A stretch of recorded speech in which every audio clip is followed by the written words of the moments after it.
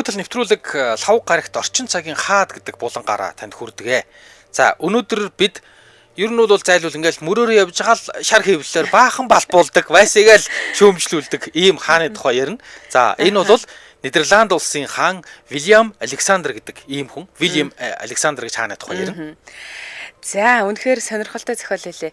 Вильям Александр 1967 оны 4-р сарын 27-нд Утрехт их сургуулийн харьяа анагаах ухааны хэмжлэгт төрсөн. За тэгсэн түүнийг яг төрж явах үед нь өөрийнх нь эмээ болох Жулиана нь Нидерландын хатан хаан байсан юм байна. За. Тэгээд ингээ шинэ хүн төрж байгаа учраас одоо энэ чинь нэг угсаа залгамжлах хүмүүсийн нэрийг дахиад шинжилнэ шүү дээ. Жагсаалтыг. Жагсаалтыг шинжилсэн чинь тэр жагсаалтын 2 дугаарт буюу яг нөгөө өөрийнхөө ээж Беатрикс гэдэг гүнжийн ард 2 дугаарт энэ хүн ирэмблэгдэж орж ирж байгаа. За. Одоо өнөөдрийн хаан гэсэн үг шүү дээ. Тэгээ Нидерланд хаадын удам ер нь айгүй сони юм байна. Нэг юм цурхал хийдэг. За. Тэдний удамныхын нэг хараал хүрсэн гэд. За. 1849-өөс 1890 онд Нидерландыг захирч исэн 3 дугаар Вильям гэж юм хаан байж л дээ. Тэгээ энэ хаан 4 хүүхэдтэй, 3 том нь хүү, ганц охинтой, баг нь ганц охин. За тэгсэн 3 дугаар Вильям хааны том хүү Вильям нь 20 гаруй настайдаа Британийн гүнж Алистэй суух гэж илээ. Тэгсэн чинь суухгүй байсан чинь хоорондоо маргалдаад тэгс салцсан юм байна. За тэгэнгүүтээ бүр дараа нь 33 наснда 19 настай Матильда гэж юм бүсгүүд дурлаад тэгээ хайр цэгэлтэй болцсон энэ хоёр ингээ хоорондоо гэрлэх гэсэн чинь нөгөөт нь ядж яхад нь язгууртай айлын биш ээ. Жирийн айлын хүүхд учраас ээж аав нь гэрлэлтийг нь зөвшөөрөхгүй. За ингээд зөвшөөрөөгүй учраас уурлаад тэгвэл би хаан ширээнээс татгалзаад ч хамаагүй энтэйгээ суун гэд ингээ гүрсэн юм байна л та. За тэгсэн чинь нөгөө талаас нөгөө Матильдагийнх эцэг нь бас зөвшөөрөөгүй. За яасан гэдгсэн чинь чиний тэр хаанхүү байх чи бидэрт юусаа хамаахгүй хаан эцэг хатын их чинь зөвшөөрөөгүй байх чинь чи миний охиныг авч суух гэлээ гэд толгойг нэргүүлээгээд бүр бөө юм баг хөөгдсөн. Тэгээ угаасаа манай хүүхд чамтай суухгүй тэр нэг хааны ордон гэдэг чинь битүү зовлон байдаг ордны хэрүүл дотор амьдрын чамайг өөрийнхөө одоо ийм сайхан охиныг чам шиг ийм хүнтэй суулгахгүй гэд баг үүднээсээ хөөгöd явуулсан мэт юм билээ. За тэгээд ядж яхад нөгөө тухайн үеийн хуулиар 20 нас хүрээгүй бол хүнтэй гэрлэх ирэхгүй ч гэжтэй ер нь бол 20 нас хүртлээ эцэг эхийн зөвшөөрлөөр л хүнтэй гэрэлдэг байсан юм байна. За 20 наснаас өмнө гэрлүүл заавал ээж авах зөвшөөрлийг аавна. Тэгээд энэ хоёрыг тэр нөгөө нэг хайр сэтгэл үүсгэж байгаа нас нь болохоор Матильдагийн хувьд бол 19 настай байсан шүү дээ. Тэгэхээр ч ингээд өөрөө дур мэдээд би хаантай гэрлэнэ, нухсаа залгамжлах хунтайжтай гэрлэнэ гэж хэлж чаддгүй. Тэгээ ингээд хөөгцсөн түүхтэй. За одоогийн хааны авахын тухай ярьж байгаа шүү дээ тий. Ээжийнх нь том ах гэсэн үг тий.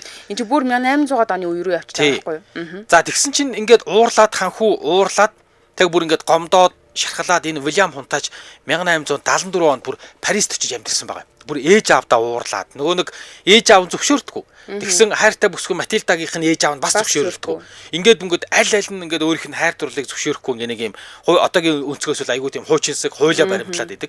Тэгэнгუთ энд нь бүр гомдоод шархалаад шууд 1874 онд Парист очиж амьдэрсэн байгаа. Бүр амьдрахтаа эмсийн хүрээлэн байдаг газар очоод бүр яг ингээд биеэ үнэлдэг хүүхнүүд амьдэрдэг гудамжинд нь байр түрээслээд тэгээд тэнд очиж амьдэрсэн. Амьдрахтаа яаж амьдэрсэн бэ гэсэн зүгээр л архин живсэн.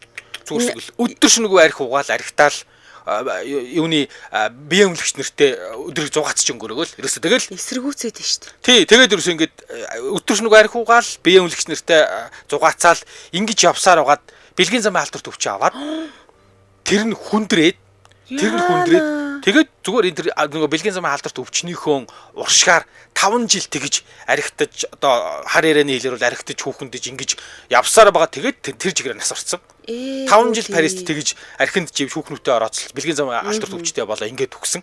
Тэр үед антибиотик гараагүй байсан. Вильямынх нь анхны том хүүг нь яриад байгаа шүү дээ. Одоогийн хаан чинь бол хааны ээж нь хатан хаан шүү дээ тий. Хатан хааны хамгийн том ах гэсэн үг. Тий. Уг нь бол хаан ширэн суух байсан гэсэн үг. За ингээд том хүүн ингээд нас орчиж байгаа. Юуны одоогийн хааны авгах нь. Тэгсэн чинь наг зах нь ээжийнх нь ах нь. Тэгсэн дараа нь дүү Морис гэж хоёр дахь одоогийн хааны ээжийнх нь хоёр дахь ах нь Морис гэж ханхүү байжээ. Тэгсэн тэр ханхүү бол ерөөс багаасаа бий юм. Одоогийн хааны ээжийнх нь эмээгийнх нь ах гэхэр чинь нагц талынх нь л хүмүүс гэсэн үг. Тийм эмээ нахгүй юу? За тэгсэн тэр Морис гэдэг ханхүү болохоор багаасаа бие муутай байсан. За. Тэгээд нэг удаа гидсэн өвдлөөгээд юу исэн бэ? Ээж нь ордны эмч гидсэн өвдөнгууд ээж нь уурлаад ордны эмч ингээ миний хүүг эмчилж чадахгүй байна. Чадваргүй байна. Би илүү чадварлаг эмчээр эмчлүүлнэ гэд өөр эмч үзүүлсэн. Ордны эмчээсээ биш өөр эмчид үзүүлээд нөгөө эмч нь буруу эмчлээд ингээд хүүхдийн хөнөөцсөн. Одоо ер нь энтцэг гэж байгаа. Хоёр дахь нь байхгүй болчихсон. Тий, ингээ хоёр дахь ханхуу Морис нь ингээд эмчилгээний буруу аргавар сонгосон гэдэг. Тэгээд тэр эмчийн буруугаас болоод энтцэн гэж байгаа байхгүй. За ингээд Морисийн одоо үгдийн дүү дахиад 3 дахь ханхуу буюу Александр 1851 онд төрсөн. За энэ 3 дахь ханхуу Александр болохоор 1851 онд төрсөн. Ээж аав хоёр нь болохоор хүн амьтантай суугаач үр хүүхдтэй болооч гэдэг ингээд 3 дахь ханхуугаас шахаад байдаг. Тэгсэн Данийн гүнж Тира гэж гүнжтэй суулгах гэсэн юм байна ээж аваа. Тэгсэн чинь суухгүй гэд нөгөөтх нь гидийгээ суугаагүй гинэ. Тэгэн гут нь дараа нь яг таалагдахгүй байсан юм байна л да. Тэгээд дараа нь дахиад Португалийн гүнж Мэри Эн гэж одоо гүнжтэй бас гэрлүүлэх гэсэн. Тэгсэн бас хоёулаа бие бинийгээ голоод ингээд суухгүй таалагдахгүй ингээд суугаагүй. Тэгээ ингээ хүнтэй суухгүй өөр улсын хааны гүнжтэй танилцуулна. Би суухгүй надад таалагдахгүй. Ингиж явсаар байгаад 32 хүртлээ хүнтэй гэрлээгүй байж байгаа. Тэгээ гинт нас орцсон бас. Ингээд дараалаад 3 ханхуу нас орчиж байгаа. Тий. Тэгэхээр хараалтай гэж ярих. Энийг нэг тийм айгуу тийм сонин харин тий. Хараалтай гэж л одоо юу гэдэг юм амд амжиж ярьдээ байна л да. Ааха. За хоёулаа хамтран ажиллагчаа танилцуулчаад үргэлжлүүлье. Улаанбаатар хотод 14 цаг 21 минут болж байна. Хамтран ажиллагчаар амар амгалан аюулгүй орчин амгалан резиденс хамтран ажиллаж байна. За амгалан резиденс юу яаж байгаа маань энэ төслийг хүссэн зүг гэж компани хэрэгжүүлж байгаа. Эрчим хүч дулааны хэмнэлттэй ногоон барилгын гэрчлэгээтэй 5 блок 15 давхар 375 айлын ийм хотхон байгаа. Тий. За энэ тэгэхээр ямар хотхон байна гэхээр 100% бүрэн зүтгэмэл төмөр бетон хийцэлтэй, металл фасадтай, гал тэсвэртэй, басальт хүн давуу дулаалгатай юм байна. Тэгэд төв зам, автобусны буудал, цэцэрлэг сургууль, худалдаа үйлчилгээний төвүүдтэй ойрхон гэж байгаа. Ерөөсөө л 70-аас 300 метрийн зайд байршдаг. Одоо ер нь Улаанбаатар хотод амьдарч байгаа хамгийн жаргалтай хүн гэсэн чинь ажил, сургууль, цэцэрлэг, хүүхдүүдийн сургууль, цэцэрлэгийн ойрхон хүнийг хэлнэ гэдэг байгаа шүү дээ. Тий. За юу яаж вэ? Нэгдүгээр ээлж нь болохоор А5 гэж нэгдүгээр ээлжийн блок улсын комиссийн акт гарцсан. Одоо яг нүүж ороход бэлэн улсын комисс хүлээгээд авсан гэсэн үг. Хоёрдугаар ээлжийн А3 гэдэг блок болохоор 3 дугаар улиралд ашиглалтанд орно. Ажлын явц одоо 85% явж байгаа. Дулаан айл эдийн бүр авцсан. Дулаан авц одоо бол нэг дотор заслын ажил дээрээ явж байгаа. Захиалга айл эдийн аваад эхэлсэн байна. Хоёрдугаар ээлжийн А3 блок, 3 дугаар ээлжийн А1, А2 блок болохоор 2026 оны 3 дугаар улиралд ашиглалтанд орно. Эндээ болохоор бас урьдчилсан захиалга авч байгаа юм байна лээ. За тэгээд энэ амгалан резиденс хотхон бүрэн тэр чигээр ашиглалтанд орох хугацаа бол 26 оны 4-р улирал юм байна. За тэгээд эдийн басны таалагдаад байгаа зүйлүүд нь болохоор ингэж байгаамаа. Ашиглалтанд орж байгаа барилгын материал бүрэн 4 улиралд өнгө хийцлэлээ ерөөсөө алддаггүй. Барилгын чанартай бат бөх эрүүл мэндэд ээлтэй орчин үеийн техник технологи дээр суйрлаад ингэж загварлаг байхаар хийсэн гэж байгаа. Тэгээд одоо ер нь бол үйл хөдлөх авна гэдэг чинь сүүлийн үед нэг амар олон жил амьдрахаа болол тэгэл цааш нь ингээл зарж мараад ингэдэг болсон юм байлаа шүү дээ. Тэгээд ингэж зархаад гэсэн чинь гадна фасад нь ингээд өнгө алдсан нэг тийм хэдхэн жилийн дотор хуучирсан байвал бас хэцүү үнэ алдаад. Тэгэхээр яг юм гадна хийцэн одоо шилэн фасад масад гэдэг энэ харагдах байдал талаасаа байх юм бол цаашдаа та өөр газар руу нүүсэн ч гэсэндээ зарагдахтаа хялбар гэсэн үг. За тэгээд мэдээж галж шатдаггүй базальт хөвөн дулаалгатай гэж байгаа юм. Тэгээ энэ хөөс мөс чи айгу хурдан чаддаг гэдэг байгаа шүү дээ. Тий шатанд хаа. Бид нар чи ямар амар юм олон үзлээ тий. Тий галж шатдаггүй базальт хөвөн дулаалгатай. Энэ чинь нөгөө чулуун хөвөө юм ерөөс шатахгүй. За тэгээд ногоон байгууламжийн ашиглалтаа ийм дээвэртэй юм байна. Энэ яадаг гэж дээвэр дээрээ нарны эрчим хүч хоригдлуулах юм батарейтай. Тэгээд тэр одоо нарны дээвэр дээрээ байгаа нарны эрчим хүчийг хоригдлуулад тэр хоригдлуулсан эрчим хүчээрээ хотхныхоо гэрэлтүүлгийг нийтийн эзэмшлийн гэрэлтүүлгийг за нөгөө усны насоосоо нарны эрчим хүчээр ажилуулдаг. Тэгэхээр сөөхөн төлбөр баг гарна.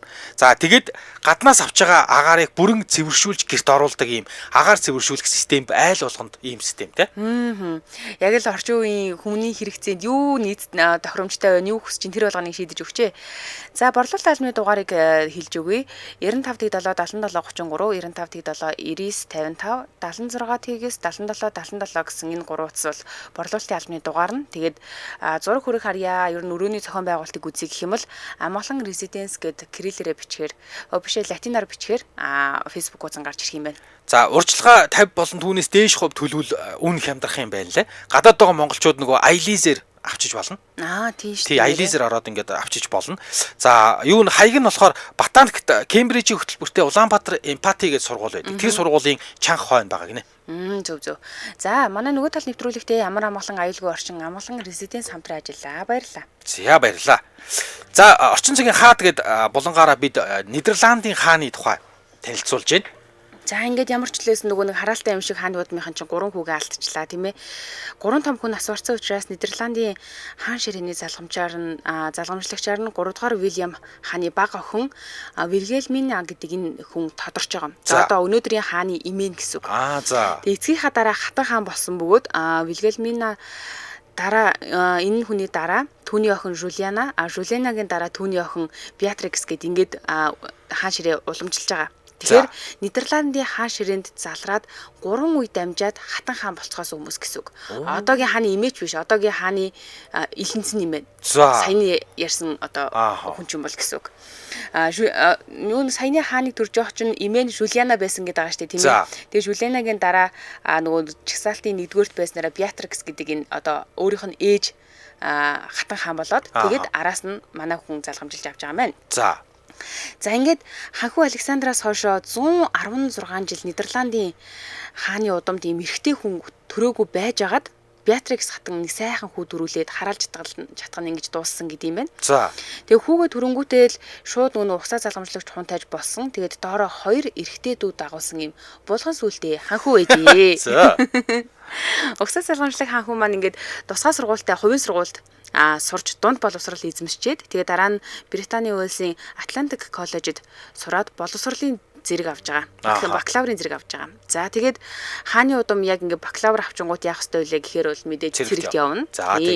Тэгсэн цэрэгээ булаадад 2 жил цэрэгийн алба хааж агаад дараа нь Лейдний их сургуульд орж суралцсангуудаа НАТОгийн нэгдсэн командлалд Нидерландын байр суурь гэдэг ийм сэдвээр магистрийн зэрэг хамгаалсан юм.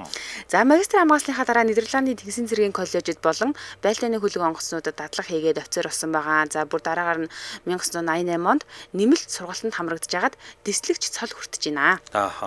За 95 онд Ахмадын орлогч, 97 онд Ахмад, 2001 онд Далайн хөлгийн Ахмад гэх мэтчлэн ингээд нөгөө том дэвшээлүүд дэвшээл яваад байгаа юм л да. Далайн хөлгийн Ахмад гэхэрч одоо ер нь ямар ч том хөлгийн хувьд бол хамгийн том цол нь юм байна. Тийм. Хөлгийн Ахмад гэдэг чинь тэр хөлгөө өвдөрдөг гэсэн үг шүү дээ. За 2005 онд бригадийн генерал цол авж байгаа. За үүнийхээ хажуугаар Нидерландын нисэх хүчинд 1995 онд эскадрилийн дарга, за 2005 онд агарын командлагч цол гэх мэтчлийн ийм цолнуудыг хүртэж.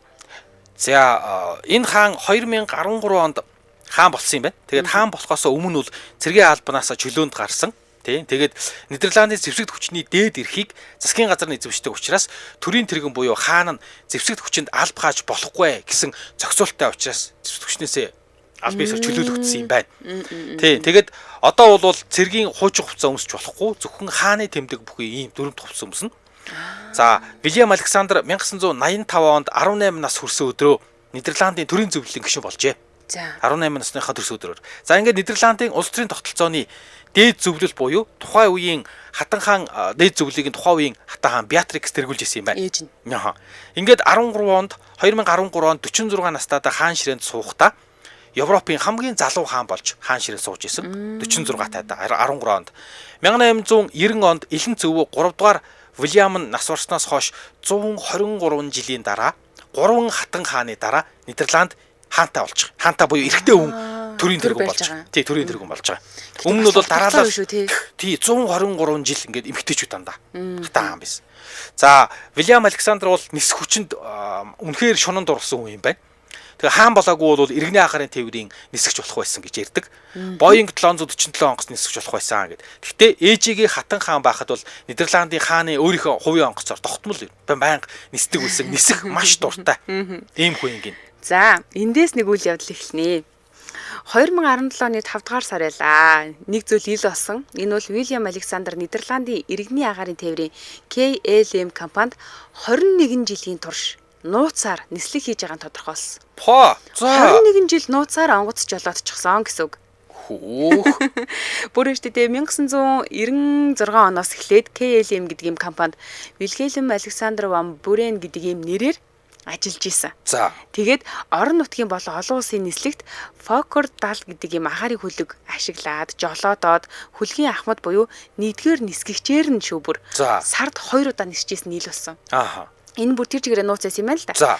Тэгсэн чи тухайд KLM гэдэг ийм компани дөрөмд хуцас ахмадын малгай өмссөн байхад хүмүүс түүнийг ерөөсө таньдгүй байсан гинэ айгуу сонио. Оо цаа. Амар сонио. Тэгээ онгоцны үйлчлэгч нар нь хүмүүс танилцуулахдаа нөгөө нэрийг хэлэхгүйгээр зүгээр манай хөлгийн ахмад гэж танилцуулцдаг байсан юм байна. Ааха. Ерөөсө нөгөө хүмүүс нэрийг хэлж байгаагүй. Тэгсэн нөгөө зорчигчдыг угтаж авах хэсэг гэдэг нь шүү дээ тий. Мэдчлэх хэсэг гээд. Тэгээ ингээд энэ хэсэгт болохоор цөөн тооны зорчигч нар энэ хоолойг хаан сонслоо. Нэг л таньдаг хоолой юм да гэ ингэдэг заяо. За эсвэл бүр арай өөр хүмүүс болохоор энэ манай ханхүүгийн хоолойтой яасан адилхан гээл тэнгүүтээ манай хааны хоолойтой ер нь аягүй төстэй юм а гээл ингэдэг заяо. Тэгсэн мөртлөнгөөсөө ерөөсөө хин ч энийг энэ хүнийг хаан байна гэж ерөөсөө мдээгүй. Тэгсэн чинь KLM гэдэг компани зүгээс Fokker 70 гэдэг онгоцнуудыг хуучирсан гэж үзээд өөрийнх нь жолоодог онгоцыг хуучирсан гэд. Тэгээд үе шатаагаар зогсоогоод акталж эхэлсэн юм байна. Тэгэхээр чи манай хүн чинь унуух онгоцгүй болчихж байгаа шүү дээ. Тэгээд эннийхээ дараагаар Boeing 737 онгоц жолоодох юм курсэд сурж байгаа байхгүй юу? Одоо өөр онгоц жолоодох чинь гэсэн. Тэгээд яг энэ онгоцыг жолоодохын тулд бэлтгэл хийж агаад бэлтгэл дээрээ баригдсан байгаа байхгүй. За хаан гэдэг нь мэдгэдсэн гэсэн. За юу болсон гэхээр Boeing-ийн курсэд ингээ хамт сууж исэн нэг хүн хажуутай байсан нисгэгч нэлийн танил харагдадсан гинэ. За ингээд курсэд ингээ хамт зэрэгцээд ингээ сууж байгаа. Хажуудаа нэг л харсан санагдаад байна. Үгүй энэ ч одоо манай хаан байж штэ гэд ингээд таньснаар хувийн хэргийг сөхөөд үзжээ. Тэгсэн чи жихнээсээ энэ хүн бол Уильям Александр гэдэг нь одоо тухайн үеийн хаан нэсэн. Тэгээд KLM-д 21 жилийн турш бүр ингээд онгоц жолоодсон туршлагатай капитан болсон байсан биз шүү дээ. 100. Яаж орны сонирхолтой юм тий. Үнэхээр сонирхолтой. Ааха. За тэгээд ер нь энэ хаан нисэх дуртай гэдээсэн. Тэгээд юу юм бэ? Олон жил ингээд ханхуу байхдаа ч гэсэн нууцаар олон жил нисгэж хийж исэн. Хаан болоог байхдаа. Тийм. Тэгээд орон нутаг руу нисдэг. За олон улсын нислэгтэйж байсан. Тэгээд хаан болсон хойноо ч гэсэн нөхөр үргэлжлүүлээл ажиллаа хийгээд байсан. Одоо хобби гэх юм уу, дур гэх юм уу тий. Тэгээд одоо бол хаан болсныхаа дараа ингээд мэдгдчихлээ шүү дээ. Мэдгдснийхээ дараа ч гэсэн нөхөр ингээд үргэлжлүүлээл ингээд нисгэж хийгээл нисээд байсан. Нидерландууд бол энийг нэг тийм учиргүй тэг шүүмжилж хүлээж аваагүй. Тий яах вэ? Тий ингээд хагас цагаар ч болтугай ингээд ажил хийгээд тий нийгмийн даатгал төлөөд тий ингээд бидний татварын мөнгөөр тэгээд зугаалаад байхгүй ажил хийгээд явж ирэх гэдэг чинь харин сайн шүү дээ. Тэгээд яах вэ? Дуртай илүү ажилдаа дуртай хүн байгаа гэж хүлээж авсан. 2002 оны 2 дугаар сарын 2-ны өдөр Уильям Александр 1971 онд Аргентинд төрсэн Максима Зоригета гэдэг ийм бүсгүйтэй гэрэлжээ. За өнгөцгөө харах юм бол Максима гэдэг энэ бүсгүй болохоор Аргентин төрсэн жирийн нэг бүсгүй. Тэгэхдээ Буэнос Айресын их сургуулийн эдийн засгийн мэргэжлэр төгсөөд Америкт ирж мастер хамгаалсан. Тэгээд Америктаа бүр үлдээд мастер хамгаалчаад Америктаа үлдээд Бостны хөрөнгө оруулалтын санхүүгийн компанид 3 жил ажиллаад тэгээд бүр Нью-Йоркийн HSBC гэдэг мангар том банк, супер том банкнд ажилд ороод тэр банкнда 25 настайдаа Латин Америкийн бүсийг хариуцсан дэд ерөнхийлөгч болсон. Супер карьертай амт байсан. Тийм байна. Толгойтой ч юм байна. Харин тийм 25 тайда Латин Америкийн бүсийг хариуцсан ийм том банкны дэд ерөнхийлөгч болсон. Ийм байсан. Тэгээд 99 онд юу байсан юм бэ? Нью-Йоркт хамт ажилладаг найз нь хоёулаа хамт Испани явж амрья. За тэгтээ хоёулаа зүгээр явахгүй. Би чамайг Европын 2 чухамтайчтай танилцуулна гэж хэлсэн гинэ. За. Тэгээд энэ нөгөө юу болохоор юуны Аргентин төрсэн Максима Зоригета гэдэг бүсгүй болохоор за хунтайчтай танилцах хэлсэх нь яг уу зүгээр гоё нэр Европ яваад нэг амраад ирий. Гэд 99 оны 4-р сард Испани Севил хотод болсон ийм Севилийн хаврын үсгэлэн найзтайгаа хамт очиж үзсэн гин. За энэ дээрстэй бөө юм болсон заяа. За. Үзэгслэн дээр түүнтэй нөгөө найзынх нь танил гээд юм нүдэн дулаахан даруухан залуу ирээд танилцсан юм байна л та. Тэгээ өөрийгөө зөвхөн Александр л гэж танилцуулсан юм байна. Зөвхөн нэрээ хэлээгүй. Максима ч гэсэн нөгөө ханхүү энтрийн тухай ерөөсө тааг мартцсан байсан гинэ найз нэг юм яриалсэн. Гэхдээ тэрийг тухайд ерөөсө тоогоогүй. Тэгээ овгыг нь мэдэхгүй учраас угаасаа ханхүү гэдгийг ч мдээгүй юм байна тухайд. Тэгээ Уильям Александрт Максима нэлээд таалагдсан гинэ. Тэгээ дараа дахиж хоёлаа хизээ уулзах вэ гэдгсэн чинь би Нью-Йоркт амьдарч юм аа. Хэрвээ уулзмаар байгаа бол Нью-Йоркт ирээрээ гэд хэлсэн юм байна л та. За одоо ингэ энэ ирнэ гэж юу ахав дээ л гэж бодсон юм шиг байгаа. За. Тэгтээ энэ Уильям Александр ч юм бол одоо нэгдүгээрт өөрөө нисгэгч хүн, хоёрдугаарт Нидерландын хаан хүн, тийм ээ хунтайч хүн. Тэгэхээр Нью-Йорк явах бол ерөөсөө асуудал байгаагүй. Өөрөө онгоцоо унаал нисэж штэ тий. Тэгэхээр тэгээ Нью-Йорк яг хаана нэ уцаа өгч би 14 хоногийн дараа очие гэж ярьсан юм байна. За энэ хоёр ингэ тохирсож байгаа. Тэгсэн 14 хоногийн дараа Александр Нью-Йоркод нисэж очиод өөрийгөө Нидерландын хаан ширээ залгамжлагч хунтайч гэж хэлжээ. За. Тэгсэн чинь нөгөө Максима түүнийг тоглож ин гэж батцсан. За. Юу яриад байгаа юм бэ? Тоглож ин итгээгүй. Ингээд тэдний романтик харилцаа Нью-Йоркоос эхлэлтэй гэж үздэг юм байлээ. За ингээд хос хоёр маань 2 жил үерхэд суух гэрлэлтэд туллаа. Тэгсэн чинь эндээс нэг асуудал босч ирж байгаа юм л да. Максимагийн аав Хоре Зорегита гэдэг энэ хүн болохоор Аргентины хунтын дэглэмийн үед улс төрийн зүтгэлтэн байсан нь тодорхой болсон байна. Тэгээ энэ болохоор хунтын дэглэм гэдэг чинь мэдээж нүү цэргийн дарангуулга ярьж штэ тий. Тэгэхээр энэ нүд төрийн зүтгэлтэн байсан хүн гэдэг нь тодорхой болоод бөө юм болж байгаа. За тодруулах юм бол ингэсэн. Хорхе Зорегита гэдэг энэ хүн болохоор Аргентины дарангуулагч генерал Хорхе Рафаэль Видила гэж энэ хүн 1976 онд төрийн эрхэнд гарсны дараагаар Видилагийн тушаалаар Аргентины хөдөө аж ахуйн дэд сайд болсон байна. За. Тэгээд 1979 оноос хөдөө аж ахуй, мал аж ахуйн яамны төрийн нарийн бичгийн дараагаар ажиллаж эхэлсэн хүн байгаа байхгүй юу? Одоо энэ хатан аав гэсэн үг шүү дээ. За. Тэгээд энэ хүн болохоор тухайд ажиллаж явах үед нь яамны ажилтнууд, мэрэгжилтнүүд ганц нэгээрээ мэрсэр гинт сургуу алга болоодсэн гинэ. За. Тэгэхээр чи нөгөө цэргийн дэглэмийн үед сургуу алга болно гэдэг чинь ерөөсөө л гинт баривчилж авч явал алаал нууцсан л гэсэн үг шүү дээ тий. Амар. Тэгээ ийм асуудалтай хатам автаа болчихж байгаа гэсэн үг байхгүй юу? Тэгээд харин тэгсэн чи ингэж байгаа юм байна. Нэрээ ингээд одоо юу гэдгийг танилцсан бүсгүйхийн аав нь нэг тийм ийм сонирн байдлаар ингээд нэг ийм эдрэттэй юм шиг намтартай болсон. Тэгэн гууд ер нь бол нотлогоо бол байхгүй мэдээж. Тэгээд 81 онд сайн дураараа тэр одоо тэр танилцсан бүсгүй аав нь болохоор дид сайд төрийн нарийн бичгийн дараагийнхаа ажлыг өгөөд тэгээд зүгээр л Аргентины элсэн чихэр үйлдвэрлэгчтэй холбооны ерөнхийлөгч болсон юм байна л да. Уг нь. За энэ бол улс төрийн биш зүгээр л бизнесийн байгууллага. Тий. Тэгээд хожим цэргийн дэглэмийг нураагаад цэргийн гэмтэрэгтнүүдийг бүгдийг нөгөө хэрэг татаад ингээд шүүж байх үед бол яг тэр үед өөрөө бол нөгөө энэ танилцсан бүсгүй аав нь болохоор улс төрийн алба хашаагүй байсан гэдэг утгаараа Хорхе Зорегита гээд ямар нэгэн энэ аав нь бол ямар нэгэн ял шийтгэл хүлээгээгүй. Тий. 7 жилийн цэргийн дэглэмийн үед Аргентинд нийтдээ цэргийнхэнд алуулсан, сургуу алгуулсан хүмүүсийн тоо 30,000 орчим төрдөг гэж үздэг. Тэгээд одоо гэдэг ийм одоо яг цэргийн дэглэмийн үед сайд байсан. Тэгээд одоо юу гэдгийг доотлих нь зарим нэг одоо юу гэдгийг ажилтнууд нь гинт алгуулад байсан гэдэг ийм шуумтай, ийм яриатай хүний охинтой Нидерландын хаан суух гад байдаг. За тэгсэн бүр сүлд ингэсэн. Нидерландын хааны гэр бүл ч юм уу та. Нидерландын бүр дээч юу ингэсэн байгаа. Латин Америк судлаар мэргэсэн профессор Михаэль Бауд гэдэг Нидерланд хүнд эрдэмтэд хандсан байна.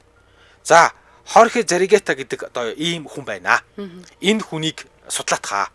За цэргийн дэглэмийн үед юу хийж ийсэн? Аллах хүчирхийлэлтэй холбоотой юм уу? Тэр цэргийн дэглэмийн үед алга болоод байсан хүмүүс яг ямар учиртай юм бэ?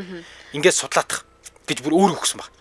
За ингээд нөгөө Михаэль Бауд гэдэг одоо Нидерланд Латин Америк судлаач хүн судалчаад эргээд дээч хүүхдэд тайлан бичиж өгсөн. Тэр тайлан дээр нь болохоор Хорхе Зорегита гэдэг энэ хүн бол цэргийн хүн биш ээ, энгийн иргэн ой. Нэгт нь, хоёрт нь засгийн газрын сайд байхдаа бол ямар нэгэн тийм цэргийн ажиллагаа дайны талаар бол огт мэдэхгүй. Салбарын хувьд ч хөдөө аж ахуйн сайд өөр ажил үүрэгтэй байсан. Тухайн үед болсон олон тооны ийм харгас гэрцгийн үйлдэлүүдийн алинд нь ч шууд оролцоогүй гэдэг нь бол тогтоогдсон. Йоо заашгүй дээ гэж тайлан бичсэн байгаа дээч хүүхдээ.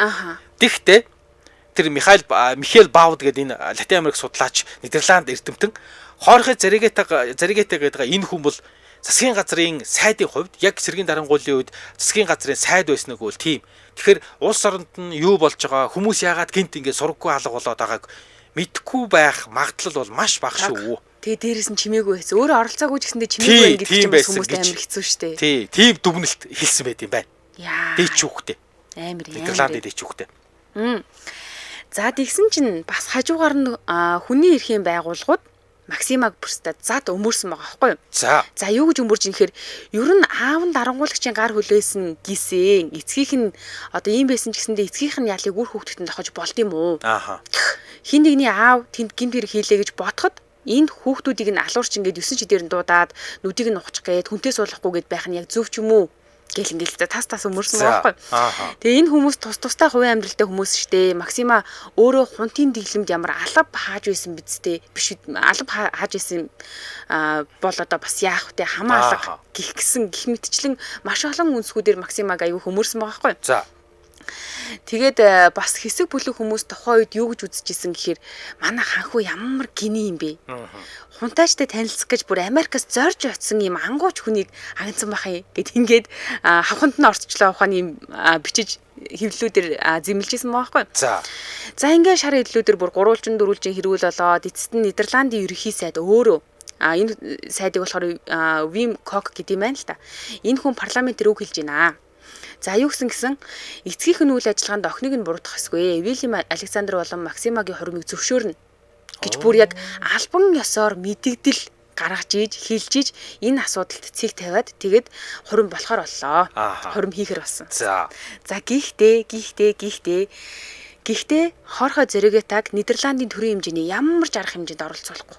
Бүр ямар ч арга хэмжээнд оролцуулах. Одоо хатам аавыг гэсэн үг шүү дээ. Ингээд төрийн ёслол хүндэтгэлийн арга хэмжээ болох Нидерландын ханхуугийн хуримд оролцуулаагүй.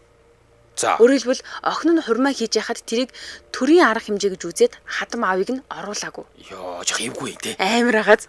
За ингээд зогсоогоо. Хатан хааны хут болж байгаа юм шүү дээ гүн те. Төрийн арга хэмжээнд оролцохгүй ч гэсэн одоо Нидерландад ирж очиод ингээд Ашт-Зен нартайгаа уулзаад тэднийг одоо өөрсдийнхөө ёсоор бол өнө загалмайлаад усан баталгаа энэ хийдэг шүү дээ те. Энэ ёслолтууд оролцохыг хувь хүнийх нь хувь зөвшөөрсөн боловч ирэх үед нь бас л ингээл өнөө баахан хүмүүс гудамжинд гараал ингээд чагсдаг гинэ. Манай ханхүү иймтэй суучлаа, ийм хатам аав нь ирэх гээд байна гэл ингээд эсэргүүцэл жагсаал. Тэгээ дараа нь 2003 онд хүргэн Нидерландын хаан болж байгаа байхгүй одоо жоо. Тэгээ 2013 онд хунтайж байж агаад хаан болж байгаа шүү дээ. Тэгээ хаан ширээн цуух ёслол нь бас л төрийн ёслол хүндэтгэлийн арга хэмжээ учраас дахиад оролцуулаагүй. Хатам аавын амар байгааз охин тэнд хүнтэй суугаад байдаг. Хэцүү юм аа. Ясан бор төр хаан байгаад байдаг. Хэцүү. Тэгэхээр хатам аавын хувьд бол энэ бол хэвээр амар хэцүү шийтгэл баха тий. Тий хүүгийнх нь хувьд охиных нь хувьд ч гэсэн хэцүү шүү дээ тий. Хатам аавыгаа оролцуулж чаддаггүй. Охин нь аавыгаа оруулж чаддаггүй. Аавынх нь хувьд ч хэцүү юм. За Улаанбаатар хотод 14 цаг 41 минут болж энэ хамтран ажиллагчаа танилцуулаад үргэлжлүүлье. Инх амьдралын нууц эрүүл бөөр нефрис хамтран ажиллаж байна. За энэ нефрис гэж юм болохоор 100% ургамлын гаралтай жоргуу болгодог ийм юм байна. Тэгээд мэдээж эмчийн зааврын дагуу хэрэглэх ёстой. За энэ нефрис болохоор таны биед ямар нөлөө үзүүлдэг вэ гэхээр үрвслийн эсрэг, нянгийн эсрэг, шээс хөөж хаван буулгах ийм гурвалсан үйлдэлээр нөлөөлнө. Бөөр, давсаг, шээсний замын хурц болон архаг өвчний үед. За бөөр давсагны чулуу үүссэн үед болон урьдчилан сэргийлэх зорилгоор энэ нефрисийг ууж хэрэглэдэг гинэ. Одоо бөөр гэж ярихаар би бол өстой үнэхээр шаналж гинөө гэхгүй юу. Айгу хэцүү байна. Уг нь бол би яг энэ оншороо 2021 онд онцлогдоод 21 онд хагалгаанд орж исэн байхгүй юу. Тэгсэн мөртлөнгөөсөө хагалгаанд орсныхаа дараагаас би тэгэл за зүгээр болсон гэж ерөөсөө тоохгүй ингээд би 4 жил явцсан байсан. Тэгээ өрсөн сэргийлээгүй дахиж ингэж нөгөө нэг юм ядаж ургамлын гаралтай ч юм уугаагүй ерөөсөө эндээ амар харамсаж байгаа. Тэгэхээр бөөрн өвдөд ийм зовиртой бол нэгдүгээр дэмжтэй хандаарай, хоёрдугаар дэмжтэй хандаад энэ имийг зөвлөх юм бол тогтмол уугаарай гэж хэлмээр бэ нэлээ. Дараа нь айгу хэцүү. За дэлхийн болон Солонгос улсын GMP стандарт буюу үйлдвэрийн бүхий шатанд нь түүхийд бүтээгдэхүүний аюулгүй байдлыг хангахад шаарддаг нөхцөл хяналт чанарын өндөр түвшинд үйлдвэрлэсэн ийм байгаа. Тэгээ түүхийдийн цэвэршилт зэрэгт тавигдах шаардлага нь өндөр учраас эмчилгээний үр дүн маш сайн байна гэж шүү. За ер нь ингээд нөгөө бөөр өвдөж байгааг яаж мэдэх вэ гэвэл амархан ядарч сулдаад ингээд нойрны чанар алдагдаад идэв юм байна. Унтаад байгаа шиг хэрнээ сайн унтж чадахгүй байдаг ч гэдэг юм уу. Эсвэл амархан сэрчдэг. Тий, өглөөс ирэхэд ингээд нүүр, нүд, хөлөөр ингээд хавгандаг. За шээсний өнгө үнэр өөрчлөгдөх, шээсний гарц багасах, ойр ойрхон шээх, за бас шээхтэй өвддөг, эсвэл нуруу бөөрөөр ингээд унжиж өвддөх, хавгнах, даралт гэсэн шинж тэмдгүүд илэрвэл бөөр өвчлсөн байх магадaltaй гэж байна. За тэгэхээр бөөрийг ерөнхийдөө хэрхэн хамгаалах юм гэхээр шингэн юм тогтмол сайн уугаарай, ойр ойрхон шээж, давсгаа бүрэн суллаж байгаарай гэсэн мэл. Энэ ойр ойрхон шээж гэдэг бол айгүй чухал юм билээ. Миний энэ онш бол ерөнхийдөө нөгөө шээсээ жоохон бариад идэхтэй холбоотой юм шиг үлээ. Тэгээд амьтны гаралтай уурыг давс, кальцны хэрэгцээгээ бууруулах хэрэгтэй. Бас нэг эмчийн хэлсэн зүйл болохоор монголчуудын давсны хэрэглээ амар өндөр байна гэсэн. Энээс болоод бөөрөөр өвчлөх нь айгүй өндөр байна гэсэн. Тэгэхээр таны бөөр жоохон өвдөх гээд байдаг бол ер нь өрсөлдөл сэргийлээ бөөрийн хамгааллыг бол давсны хэрэглээгээ жоохон багасгаарай гэсэн бэлээ. За энэ имийг бол бүх имийн сангуудаар ер нь худалдаалагдж байгаа. Улаанбаатар хот болон орон нутгийн бүх имийн сангаар тэгээ 100-аас дэмийн сангаарч мөн худалдаалж байгаа юм бэлээ. Илүү дэлгэрэнгүй мэдээллийг 7510 тэг 5 тэг тэг гэсэн дугаараас авнаа. 7510 тэг 5 тэг тэг. Энд чи солонгос юм бэ те? Тийм бэлээ. GMP стандарт гэхээр тийм л юм байна. За баярлалаа манай нэвтрүүлэгтээ инх амьдралын нууц эрүүл бөөр нефрис хамтран ажиллаа. Баярлалаа. За 7 хоног болгоны лав гарагт орчин цагийн хаад гэдэг булангаараа бид танилцуулна. За өнөөдөр танилцуулж байгаа. Өнөөдөр Нидерландын хаан Вильям Александр гэж хааны тухай ярьж байна. За ингээд 2008 оны 7 сарын 10-нд хунтайж Вильям Александр гүнж Максима нар 2007 оны 2 дугаар хагаст Мозамбикийн Мачангула гэдэг хойгийг хөгжүүлэхийн бүсэлд хөрөнгө оруулалт хийсэн гэж зарласан юм байна. За энэ бүтээн байгуулалтын төсөл бол экологийн хувьд цэвэр хариуцлагатай ийм амралтын газар. За ялангуяа зочид буудал хөрөнгө оруулагчдад зориулсан ийм тансаг зэрэглэг хид хідэн гоё амралтын байшин барих зорилготой ийм төсөл юм байна. За энэ төсөл болохоор орон нутгийн иргэдэг буй тэр Мозамбикийн Мачангула гэдэг хойгт амьдардаг орон нутгийн иргэдийг ажлын байраар хангах, дээрээс нь нэмээд сургууль, худаг, цэвэр усны худаг, ажилчдын орон сууц зэргийг барьж ашиглалтанд оруулснаар Мозамбикийн эдийн засагт хүмүүсийн амжилгаанд их нэмэртэй төсөл гэж явсан юм байна. За ингээд ханхуугийн гэр бүл энэ төсөлд одоо ингэ сонирхол нь одоо ингэ өксөө сонирхол нэгдээд ингээд юу байсан? Хөрөнгө оруулсан. За тэгсэн нэг талаас алс хол Африкт орших ийм амралтын газар учраас мэдээж баячууд алдартнууд олонний нүднээс дайжиж энэ амралтын газар ирэх зорилготой ийм тансаг зэрэглэлийн амралтын газар. Нөгөө талаасаа мэдээж цэвэр эко бизнес. Тэгсэн энэ яг тэр үед Мозамбикийн ерөнхийлөгч Армандо Гуайбуза гэдэг ийм хүн ерөнхийлөгч байж. Тэгэд Мозамбикийн ерөнхийлөгчтэй юуны Нидерландын засгийн газраас холбогдоод за ингээд манай одоо хааны гэр бүл танаа энэ нутагт танаа улсад баригдаж байгаа ийм тансаг зэрэглэлийн амралтын газарт хөрөнгө оруулалт хиймээр байна. Гэхдээ та одоо зөвшөөрөх юм уу? Ямар нэгэн эсэргүүцэх үү? Хөрөнгө оруулцаж эсэргүүцээд ингээд хөрөнгө мөнгө гацаах юм биш үстэй гэдэг. Тэгэн гот Мозамбикийн ерөнхийлөгч бид нар ямар ч эсэргүүцэхгүй манай одоо улсад хөрөнгө оруулж байгаа, ажлын байр хангаж байгаа учраас би бол баталгааж болно. Тэгээ та нарын хөрөнгийг бол би ингээд яг баталгаатай хамгаалж өгнө өгөөд бүр эсэргүүцэхгүй гэдгийг хэлээд ингээд хөрөнгө оруулсан байна. За эндээс л бүх юм эхлэндээ гэхгүй юу. Энэ хөрөнгө оруулалтыг анх Нидерландд ингээд ерөөсөө тийм онцгой зүйл гэж хүлээж аваагүй юм байна. Ер нь тоогоочгүй гэж хэлнэ. Тэгээд юу гэж гэл хүлээж авсан юм байна л та. Тэгсэн чинь 2009 онд энэ төсөл болон түүнтэй холбоотой ханхуугийн байр суурийг тойрсон нилээд маргаан дэгдэж эхэлсэн. За төслийн гүйцэтгэгч тал нь хид хідэн хөрөнгө оруулагч мөнгө завшсан гэж ингэж нөгөө тогтооглоо гэд зарлсан юм байна. Хэвлэлээр мэдээлсэн. Гэхдээ нөгөө мөнгө эзэн хүмүүсийн нэр дотор ханхуугийн нэр бол байгаагүй л дээ. За мөн Мозамбик төслийн эсэргүүцэн нутгийн иргэдийн хөдөлгөөн өрнөж эхэллээ. Одоо тэнд ч нөгөө бариулахгүй гэл манайхан юу болдог үлээ дээ. Манайхтай адилхан бариулахгүй та нар өөстэй байгаль орчин бла бла бла гэд. Тэгээ орон нутгийн цагдаа нар цагдаагийн дарга нь бүр ингэсэн юм байна. Энэ ямар ч хууль бус юм байхгүй. Бүр зөвшөөрлөө авдаг журмаар авцсан гэ хичнээн тайлбарлаад эсэргүүцлийн хөдөлгөөнийг тараахыг оролдоод нэмэр болоогүй. Тэгээ нөгөөдөө жагсчихсан хүмүүс нь бүр ингээд илт давраад хүч хэрэглээд исэн юм байна.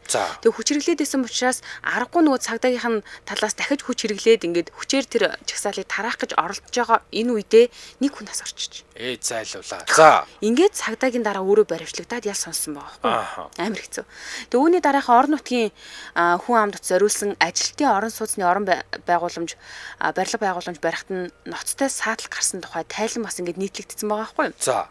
Тэгээ дээрэс нь ханхуу Вильям Александрийн хувийн байшин тэнд баригдах ёстой байсан юм байна. Одоо энэ хоёр ч өөрөө хөрөнгө оруулаад байгаа шүү дээ. Хөрөнгө оруулж байгаа зөвхөн бизнесхээс илүү бас өөрсдийнхөө амьдрах орчныг бүрдүүлж исэн юм байна. Яг хажуугийнх нь байшин энэ хоёрын захааснаас яг хажуугийнх нь байшин дээр шүү дээ. Германы үнэмлэхүй баян Фликийн гэр бүл байсан гинэ. За энэ гэр бүл яадаг гэр бүл ингэсэн чинь Германы нүүрс гангийн үйлдвэрийн магнат гэр бүл юм байна. Тэгээ бүр нөгөө Daimler Benz-ийн хувьцааг эзэмшдэг гэр бүл болж таарлаа л. Супер том баян гэр бүл Германы. За. Тэгээд ер нь ингээд гаднаас нь харахад нэг тийм их зантай яргар хүмүүс байдаг. Тэгээд заавал ийм хүмүүстэй манай хаан одоо очиж амьдрах гэлээ гэд ер нь Нидерландд дургүйсэн юм байна.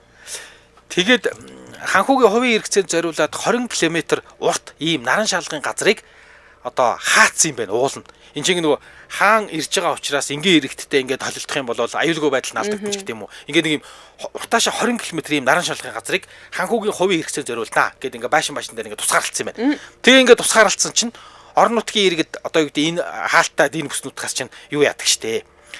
Загас барьт юм аа. Та нар ингээд нэг хаан ирлээ гэд бид нар ягаад тоосоо онох хэрэгтэй юм бэ гэж баах эсрэг үтсэн. За тэгээд тэгсэн яг энэ эсэргүүцлийн ажиллагааны үеэр ядж хахад нутгийн одоо айрам нутгийн иргэдийн тэр эсрэг буу ашигласан. Хүү. За ингээд ханхүү Африкчуудын нос нулимсанд цус нулимсан цад холоогүй юу чи яаж өлслөө гэд ингээд тэнд очиж тэгээ жирийн загасчдын амьдрах орчингийн хааж ингэж амрах гээд байгаа юм бэ. Яагаад бусдын хоолыг хааж бүр зүгээр амрахтаа хүртэл бусдад гайвуулж амраадах гэдэг би манай хаан гэж шүүмжилсэн. За ингээд сүүлд нь Нидерландын ерөнхий сайд Ян Питер Балкен гэж хүн энэ бол худлаа тийм ийм худлаа мэдээлэл шүү гэж үгүйсгэсэн байгаа. Юугээл ингээд ханхүү бүтэн 20 км наран шалган газар хувьдаа аваад идэм бэ. Тийм байхгүй гэсэн. Ер нь сайхан цуурах юм ба тий. Тэгсэн мэдээнүүд бол гараал ирсэн. Үгүй ээ үнэн. Наадах чи яг ингээ Нидерландын хааны одоо юу гэдэг хувийн эзэмшлийн 20 км хаалттай бүс байна. Гэт тэгсэн чи энийг бүр явж Associated Press бүр нийтэлсэн. Тэгсэн чинь Associated Press ийм одоо лаг дэлхийд алдартай агентлаг нийтэлж байгаа юм чи энэ бол үнэн. Энэ ста манай хаас арчаагүй. Явж тэгээд юм уу ядуу Африкчуудын эсрэг буу хэрэглээд ахтаа яа юм аа гэдэг. Тэгсэн хааны гэрвэл Associated Press-ийг одоо юу гэдгийг худал мэдээллийг шалгалгүйгээр ингээд өний юм шиг ингээд мэдээлэл цацлаа та нар наад мэдээлэлээ залруулж өг гэж шүүхэд өгсөн. Болж. Тий. За ингээд ер нь бол нилээн маргасан юм байна лээ. Тэгээд ер нь бол бүх зардал одоо юу гэдэг тэр хааны гэрвэл Мозамбикт хөрөнгө оруулаад байгаа чи яг үүндээ төсвийн мөнгөө төсвийг нэ татвар төлөгчдийн мөнгөө. Татвар төлөгчдийн мөнгийг ингэж тансаг зэрэглэлийн амралт хувийн дарвуулт онгоц могцсонтой зардгаа болооч ээ. Дээрэс нь ядж яхад Мозамбикийн ядуу иргэдийн одоо үгтэй амьдрах загас барьдаг газар нь хүртэл гайволоод багт яа гэм бэ гэж нэлээд балбс хэвлэлээр манай хаан ийм арчааг багт яа гэм бэ. Дээрэс нь бидний татварын мөнгийг ингэж өрөхгүй гэж. За ингээд л нөгөө хаан чи дахиад шар хөвлөөр балбуулаад эхэлсэн. Ханхуу өдрөө болгон луудаг боллоо гэж эхэлсэн байна. Яасан гэдгсэн чи ууж байгаа шалтгаанд тодорхойлдог л бичиж эхэлсэн байна л да. Тэгээд ерөнхий сайдтай зөвлөгдөхгүйгээр өөрөөсөө ийм хамаагүй төсөлд хөрөнгө оруулдаг нь буруу гэж бас ингээд бичиж эхэлж байгаа байхгүй. Нөгөө уусын шалтгааныг нь болохоор балбуулаад байна. Тэгээд уугаад байна л гэж бичиж байгаа юм шиг байгаа. Тэгээд ингээд нөгөө ерөнхий сайдыг парламентэр бүр ингээд дуудаж мэдээлэл авсан байгаа байхгүй. Одоо энэ чи бүр ерөнхий сайдыг татаж оруулаад ирлээ шүү дээ. Ерөнхий сайд хэлэхдээ ингэсэн юм байна. Энэ төсөл нь засгийн газартаа ямар ч хамаагүй ханхүүгийн хувийн асуудлаа. Ханхүү өөрөө хөрөнгө оруулалтын сантай тэр сангаараа дамжуулаад хөрөнгө оруулсан юм аа. Тэгээд энэ сангийн ядж яхад нь ханхүүгийн дотны найз нь удирддаг гэдэг нь сайхан тайлбарлажээ. Ингээд нэг талаас нутаг орондоо цуурхал хов живэнд идүүлээд нөгөө талаас Мозамбикийн орон нутгийн иргэдэд одоо бөөн тусламж хандуудыг амлсаар байхад нь нөгөөдүүл нь одоо бүр ингэж муугуудлан эсэргүүцээд тэгээ ерөөсөө дийлдэггүй юм байна л да. Ийм болохоор нь ханхүү гүнжнэр одоо хил ам болон одоо хэрүүл арганаас ерөөс ингэж залхаа за боли гэд.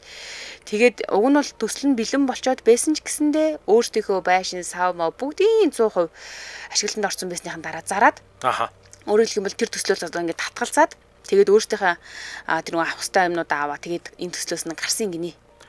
Тэгээд юу яасан? Тэгтээ бас дахиад асуудалны скандалын сэдв үүссэн болохоор за Мозамбикт тэгсээс үлдээ бүр ингээд хувиа зараад ингээд төслөөсөө гарсан. Тэгтээ дахиад Грект далайн ирэг дээр маш гоё байшин худалдаж авсан. Тансаг байшин. Одоо юу? За тэгээд тэндээч жинхнээсээ ингээд жинхэнэ утгаараа Грект далайн иргийн байшин аваад далайн иргийн хажууг ингээд бүгдийг нэг хаалгаад тэр хавийг хориглоод хувийн орон зай үүсгээд ингээд хувийн наран шарлан газартаа болсон.